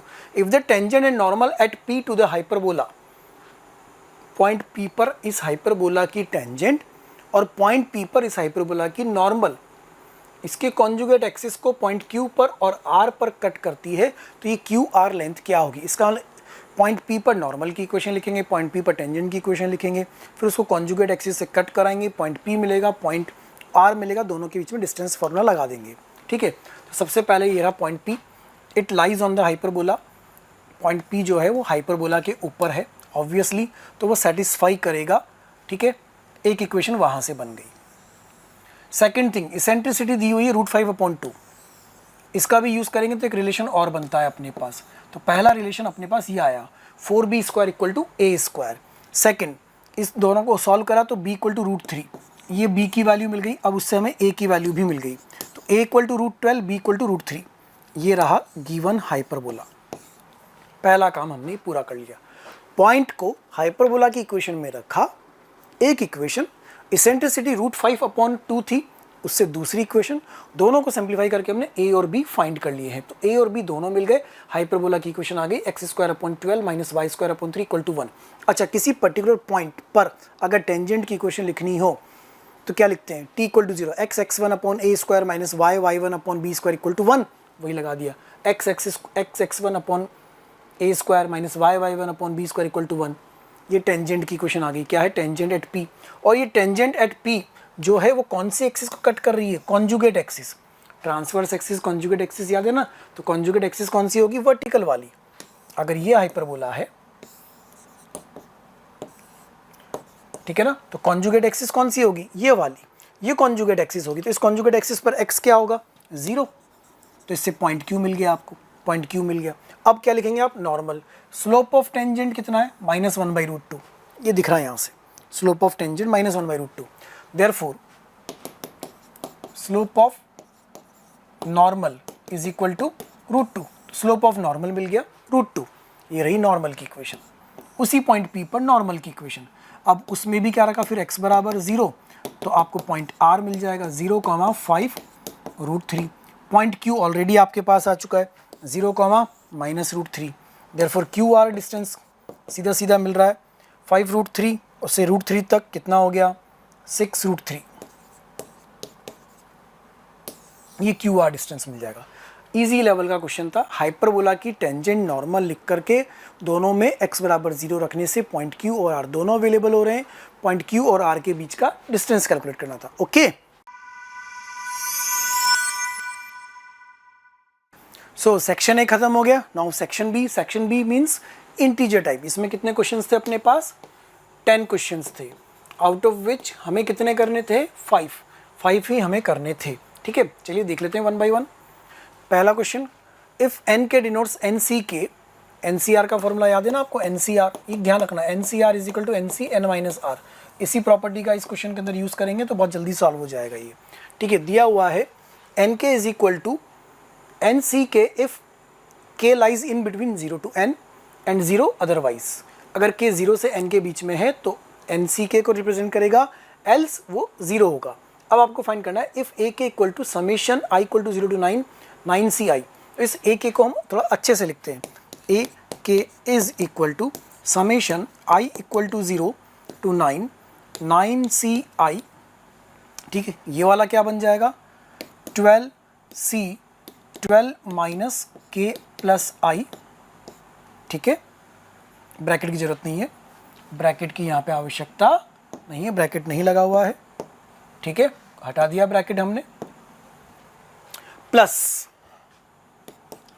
Summation i = 0 to 8 ci 13 k + i। ये आपको दिया हुआ है और आपको फाइंड करना है A4 - A3 = 190p होने पर p का वैल्यू क्या होगा।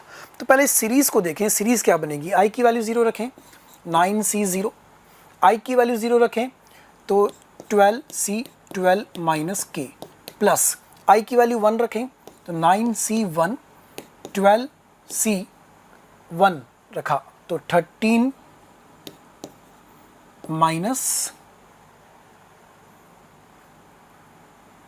k, i की वैल्यू 1 रख दी है, प्लस 9c2 प्लस मल्टीप्लाई में होगा, मल्टीप्लाई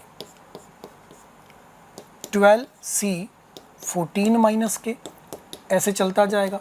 इधर अगली वाली में आएगा 8c1 13c 13 - k and so on, ऐसे 8 तक जाएगा। ये 1 2 3 ऐसे 0 रखते हैं, इसके पहले 0 वाला टर्म भी आएगा 8c0 13c 13 - k। ठीक है, इस तरह से सीक्वेंस बनती जाएगी ये जब इनको रिड्यूस करेंगे। तो फाइनली उनका सम आएगा 21ck + 21ck, that is 2 times of 21ck। अब A4 - A3, तो AK की वैल्यू आ गई 2 टाइम्स 21ck, ये वैल्यू हमें मिल गई है AK की। अब आपको फाइंड क्या करना है, A4 - A3, तो A4 - A3 is 2 times 21c4 - 21c3। इस वैल्यू को कैलकुलेट कर लेंगे, अपने को आंसर मिल जाएगा। ये रही वो वैल्यू 5985 माइनस 1330 टू टाइम्स, तो p की वैल्यू कितनी आ गई 49। So p is equal to 49, p equal to 49 is the final answer. Simple binomial की सीरीज बन रही है, उस बाइनोमियल की सीरीज को सॉल्व करना है। Okay, question number 2, the least positive integer such that, complex number का क्वेश्चन है obviously, such that 2 iota whole power n upon 1 minus iota n minus 2 where iota is equal to root minus 1 is a positive integer. ये positive integer बन जाए उसके लिए n की least positive value क्या होगी? Simple, 2 iota whole power n upon 1 minus iota whole power n minus 2 को हम लिखेंगे 2 iota whole power n upon minus 2 iota। ये माइनस 2 iota कहाँ से आया?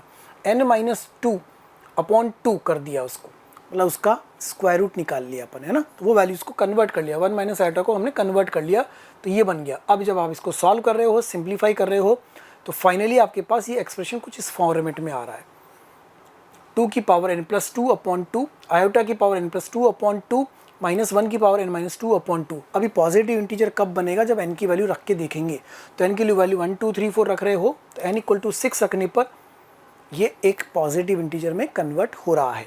जब n इक्वल टू 6 रखा तो कितना बना?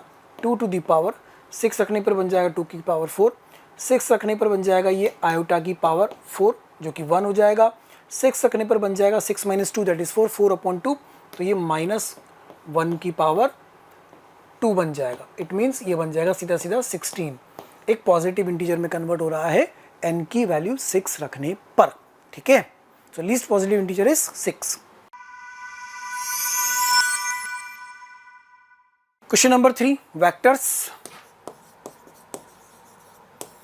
क्या कह रहा है क्वेश्चंस, देखते हैं। If the projection of the vector i plus 2jk plus k on the sum of the two vectors, इन दोनों वेक्टर्स के सम, तो इसको b मान लेते हैं, b वेक्टर, और इसको c वेक्टर मान लेते हैं। तो b vector plus c vector की वैल्यू हम लिख लेते हैं कि b vector plus c vector कितना आ रहा है। ठीक है, इन दोनों का सम निकाल लेते हैं पहले, तो बन जाएगा 2 minus lambda into i cap plus 6 j cap minus 2 k cap. ठीक है, if the projection of this vector on the sum of these two vectors is 1, तो प्रोजेक्शन का फॉर्मूला इसको हम मान लेते हैं ए वेक्टर, तो A vector dot B vector plus C vector upon mod of B vector plus C vector, वो value कितनी आ रही है? 1 आ रही है। ये प्रोजेक्शन किसके बराबर दिया हुआ है? 1 के बराबर दिया हुआ है। ए वेक्टर का बी वेक्टर पे प्रोजेक्शन का फॉर्मूला होता है a dot b upon mod of b. ठीक है ना, तो ये तो वो कह रहा है कि ए का बी प्लस सी के सम के साथ जो प्रोजेक्शन आएगा वो ऐसा आएगा और 1 के बराबर आएगा। तो चलिए उसको सॉल्व कर लेते हैं। ए हमारे पास है, आई इसके साथ करेंगे तो ये आएगा 2 माइनस लैम्डा, फिर 2 तो ये हो जाएगा 12, फिर ये माइनस 2 अपॉन इसका मैग्नीट्यूड, तो ये बनेगा 2 माइनस लैम्डा का होल स्क्वायर प्लस 6 का होल स्क्वायर प्लस 2 का होल स्क्वायर का under root is equal to 1। Again इसको कर लेते हैं सॉल्व, तो 2 माइनस लैम्डा प्लस 10 का whole square is equal to 2 minus lambda का होल स्क्वायर प्लस 40। करेक्ट चल रहा है क्या? देख लो, सिंप्लीफाई कर लेते हैं इसको। आगे और होगा ये 2 माइनस लैम्डा का होल स्क्वायर प्लस 10 का whole square plus 20 into 2 minus lambda plus 2 minus lambda equal to, not plus, this is equal to,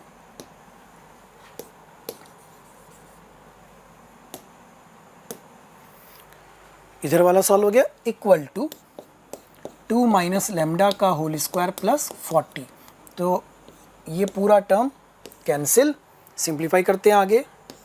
इसके आगे ये हो गया 100 plus 40 140 minus 20 lambda is equal to 40।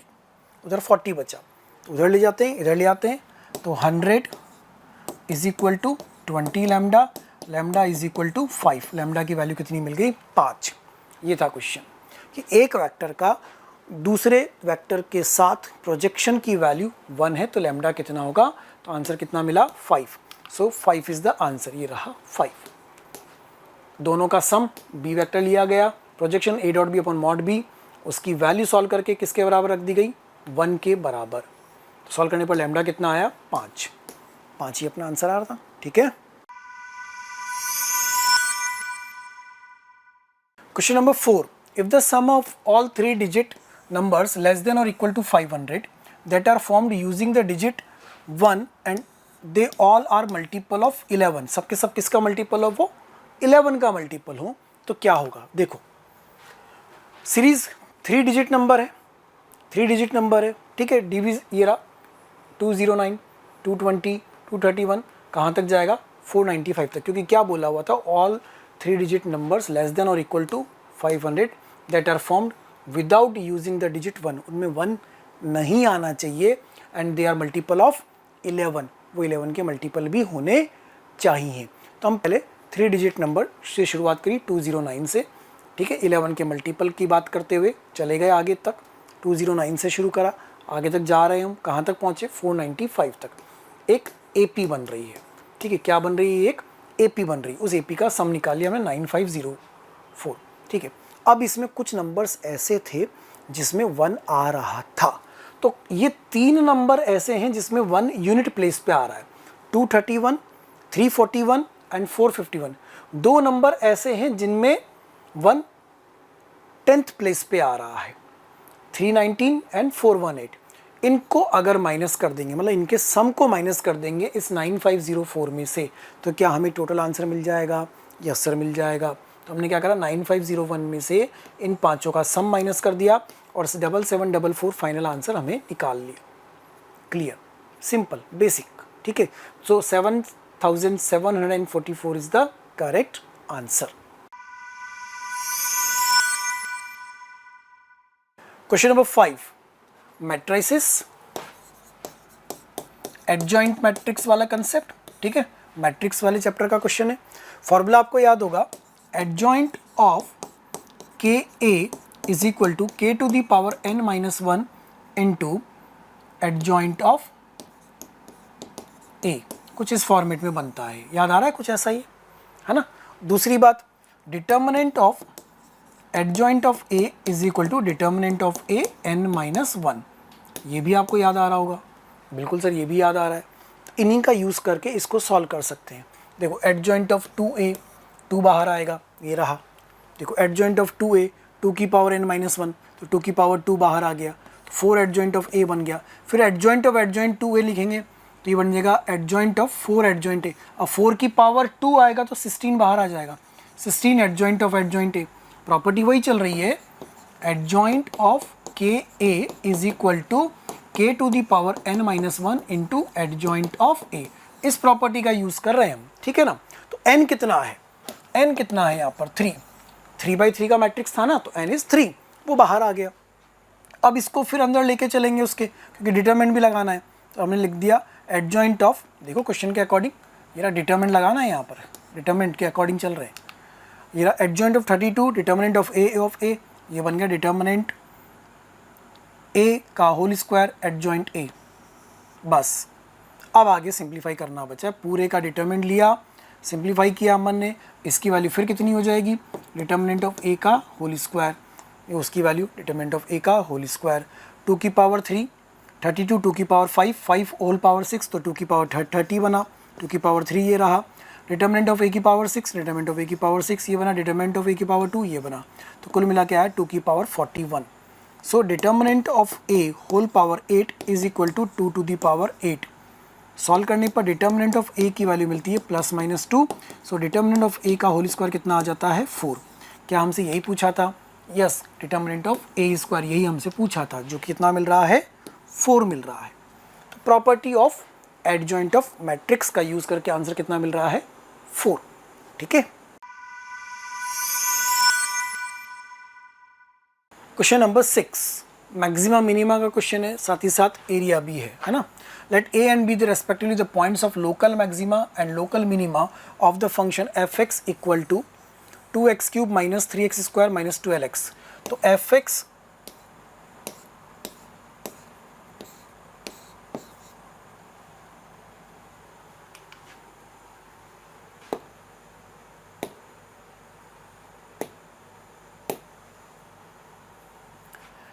F x equal to 2x cube minus 3x square minus 12x। F dash X find कर लेते हैं। So F dash X is equal to 6x square minus 6x square minus 6x minus 12। F dash X is equal to 0 का अर्थ हुआ ये बन जाएगा X square minus X minus 2।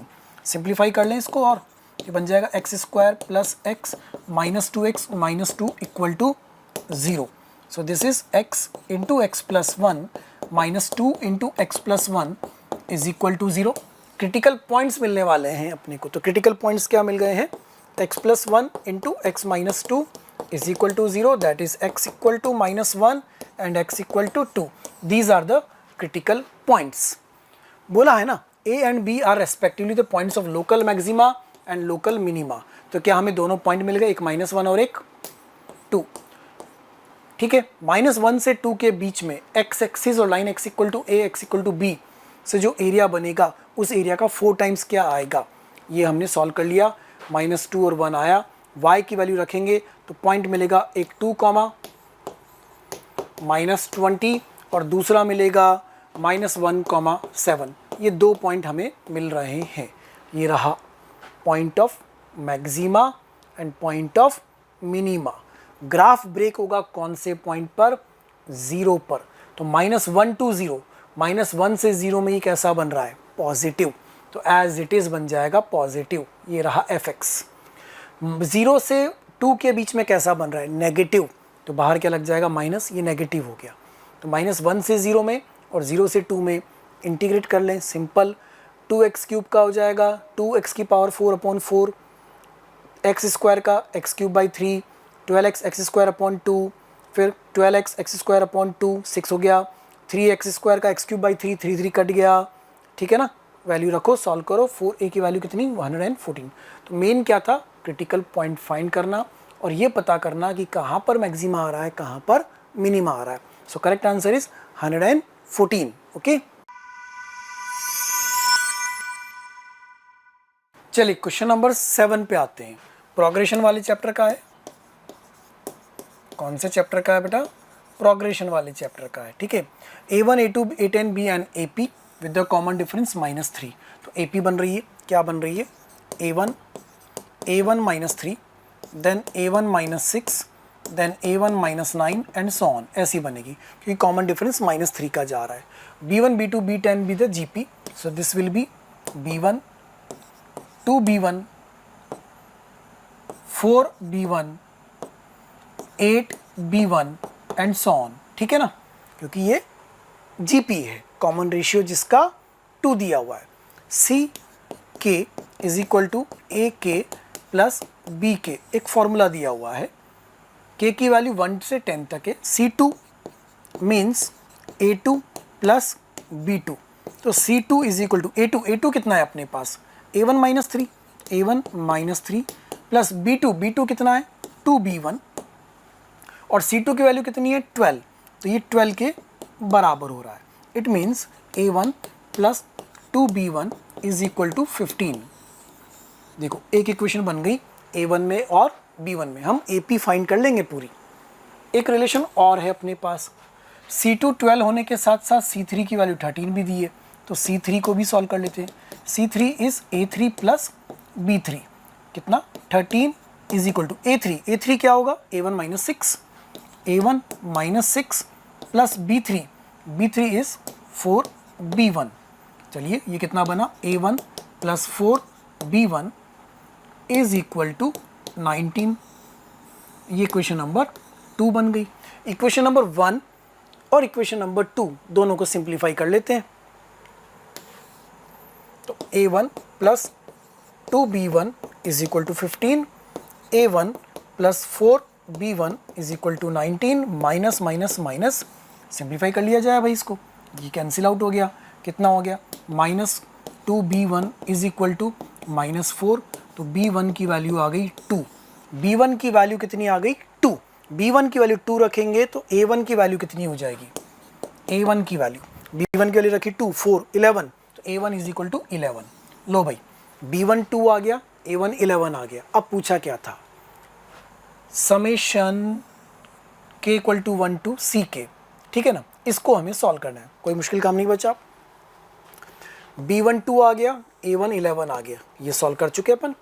उसके बाद क्या फाइंड करना था, sigma k equal to 1 to 10 C1 plus C2 plus C3 कहाँ तक जाना है, C10 तक जाना है, ठीक है ना। तो इसको हम तोड़ सकते हैं, कैसे तोड़ सकते हैं, summation k equal to 1 to 10 AK plus summation k equal to 1 to 10 BK।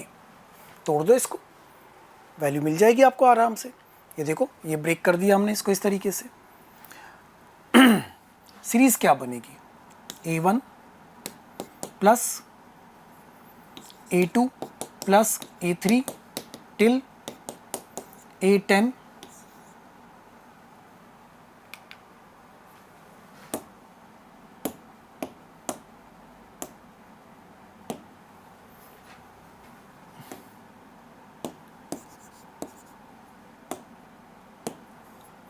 A10 plus B1 plus B2 till B10, ठीक है। अब A1 कितना आ चुका है, 11, तो सीरीज बनेगी 11 प्लस 11 माइनस 3 8 प्लस 8 माइनस 3 5, इस तरीके से सीरीज जा रही है आपकी AP। ये क्या है, AP प्लस इधर GP, B1 कितना आया आपके पास 2 प्लस 4 प्लस 8 प्लस 16, 10 टर्म्स तक इनका सम निकालना है। ये क्या है, GP, ये रहा, देखो ये आपने क्या निकाला, AP 10 टर्म्स का, ये GP sum of 10 terms. Solve कर लें, आंसर मिल जाएगा आपको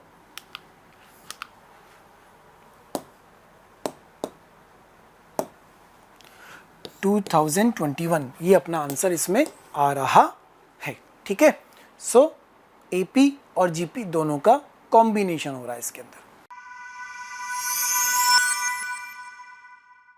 चलिए क्वेश्चन नंबर 8 पे आते हैं। क्वेश्चन नंबर 8 क्या कह रहा है, if lambda not equal to 0 belongs to real number, if alpha and beta are the roots of the equation x square minus x plus 2 lambda, alpha beta इसके roots हैं, इसका मतलब sum of the roots alpha plus beta की value 1 हो जाएगी and alpha into beta की value 2 lambda हो जाएगी, ठीक है।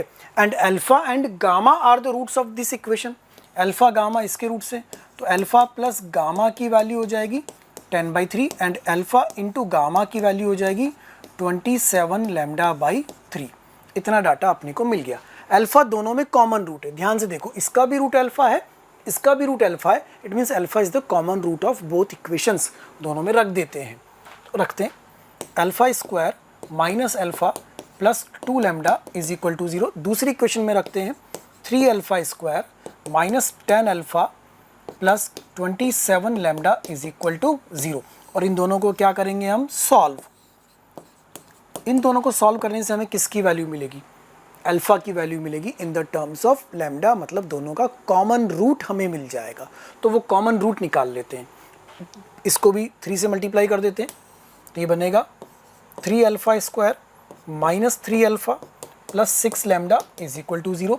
ये तो ऑलरेडी ऐसा ही है, 3 alpha square minus 10 alpha plus 27 lambda is equal to 0।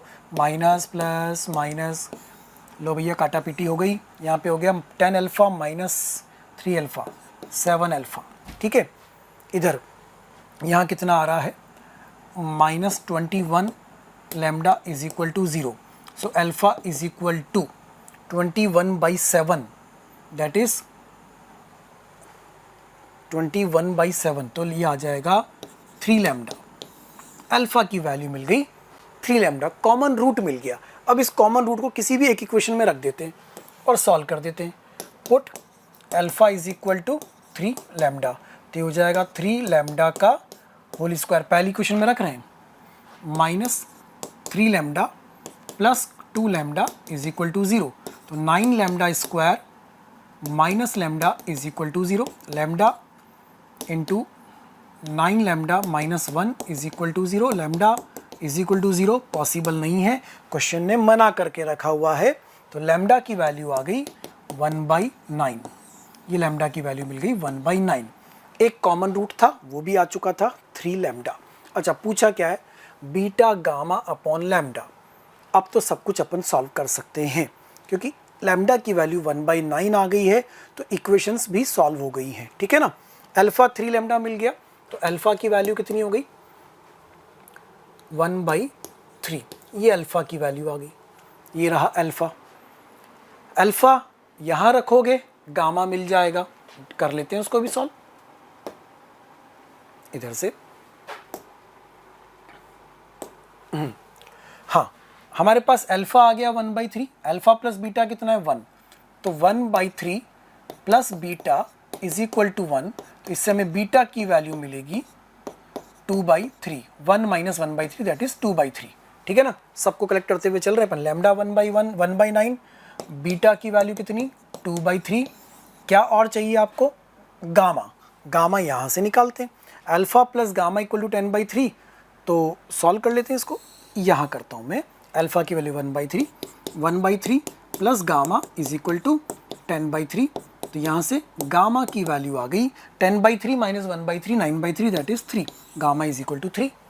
तो गामा की वैल्यू कितनी आ गई 3। अब रख देते हैं इसके अंदर बीटा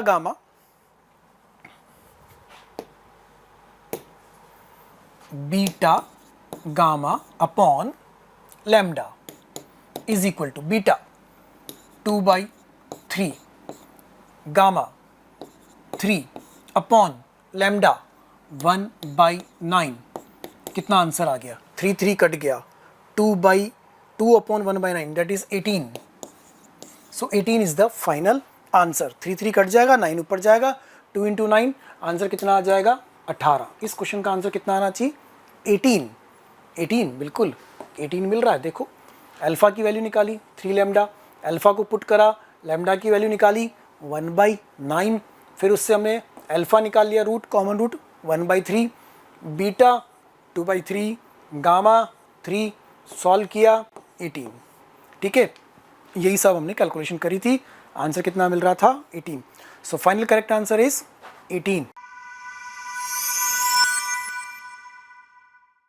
क्वेश्चन नंबर 9 पे आते हैं। क्वेश्चन नंबर 9 क्या कह रहा है, let Q be the foot of perpendicular from the point P 7, -2, 13 on the plane containing the lines. मतलब एक प्लेन ऐसा है जिसमें 2 लाइन्स हैं, लाइन 1 लाइन 2, लाइन 1 लाइन 2, दोनों को कंटेन करने वाले प्लेन की इक्वेशन हमें लिखनी है, ठीक है ना। तो दोनों को कंटेन करने वाले प्लेन की इक्वेशन लिखने के लिए एक हमें इधर से चाहिएगा b1 वेक्टर, एक इधर से चाहिएगा b2 वेक्टर और एक हमें चाहिएगा पॉइंट P, ठीक है। तो b1 क्रॉस b2 से n वेक्टर आ जाएगा, यस सर आ जाएगा बिल्कुल।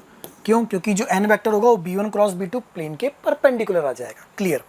n वेक्टर मिल जाएगा, पॉइंट किसी लाइन का ले लेंगे, इक्वेशन ऑफ प्लेन मिल जाएगी, या डिटर्मिनेंट वाले से भी हम निकाल सकते हैं। तो इक्वेशन ऑफ प्लेन किसी एक पॉइंट को ले लें, तो इसी को ले लेते हैं पहले को, x+1 y-1 and z-3 upon a1 b1 c1 6 7 8 3 5 7 का डिटर्मिनेंट इक्वल टू 0। ये बन जाएगी रिक्वायर्ड प्लेन की इक्वेशन। इस प्लेन के ऊपर पॉइंट P से जब परपेंडिकुलर ड्रॉ करेंगे तो फुट ऑफ परपेंडिकुलर कौन होगा, Q होगा। इस प्लेन के ऊपर पॉइंट P से जब परपेंडिकुलर ड्रॉ करेंगे तो वो पॉइंट होगा Q। तो क्या Q पॉइंट फाइंड करने की जरूरत है, नहीं है जरूरत। इस प्लेन की जो इक्वेशन आएगी उस प्लेन का पॉइंट P से परपेंडिकुलर डिस्टेंस निकालेंगे डायरेक्टली, हमें PQ मिल जाएगा और उस डिस्टेंस का स्क्वायर कर लेंगे इस तरीके से। ये रही प्लेन की इक्वेशन।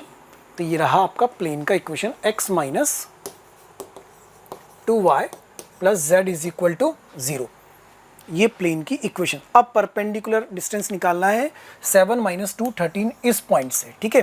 तो इससे डिस्टेंस निकाल लिया हमने। परपेंडिकुलर डिस्टेंस का formula ax1 plus by1 plus cz1 plus d upon under root of a square plus b square plus c square का मॉड। ये फॉर्मूला लगाया, 4√6 उसका होल स्क्वायर कितना 96। So 96 is the correct and final answer, okay. Question number 10, ये कौन सा है अपना जेई मेन टॉपिक,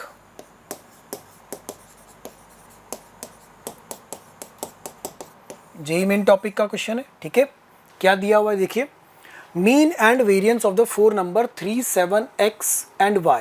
तो इनका मीन 5 है, तो 5 is equal to x plus Y plus 3 plus 7 upon 4। तो x प्लस वाई की वैल्यू कितनी हो गई 20 माइनस 10 दैट इज 10। ये x प्लस वाई की वैल्यू मिल गई 10 and the variance is 10। Variance कितना दिया हुआ है 10, तो वेरिएंस का फॉर्मूला भी अपने पास है, ये रहा x plus y equal to 10 आ गया। वेरिएंस का formula 10 equal to x i square sigma x i square upon 4। तो 3 square plus 7 square plus x square plus y square upon 4 minus mean का स्क्वायर 25। यहाँ से इक्वेशन बना रहे हैं, तो x square plus y square equal to 82 and x plus y equal to 10। दोनों को सॉल्व करेंगे, solve for x and y, solve for x and y. तो एक्स और वाई की वैल्यू मिल रही है 9 और 1। क्या मिल रही है 9 और 1। तो चारों नंबर पता लग गए। पहला नंबर 21, 9, 10, 8। 4 नंबर्स आर, ये हमारे नंबर्स बन रहे हैं। देखो 3, 7, XY, ठीक है। तो उसने पूछा था कि 3 plus 2x, 7 plus 2y, x plus y and x minus y, इनका मीन क्या होगा। अब x और y की तो वैल्यू आई चुकी है ना, x और y कितना आ चुका है 9 और 1। तो x की जगह 9 रखेंगे, x equal to 9, y equal to 1। तो ये नंबर कितना बन जाएगा 9 प्लस 2 11। देखो ये 21।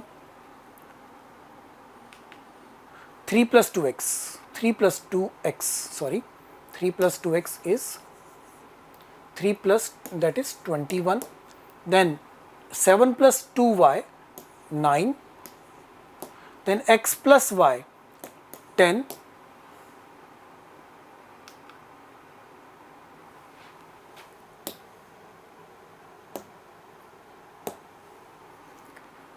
x plus y 10 and x minus y 8। इनका मीन तो 21 plus 9 plus 10 plus 8 upon 4 will be the final answer, that is 30, 40, 48 upon 4, 48 upon 4 is 12, 12 is the required mean, 12 अपना इसमें आंसर आ रहा है।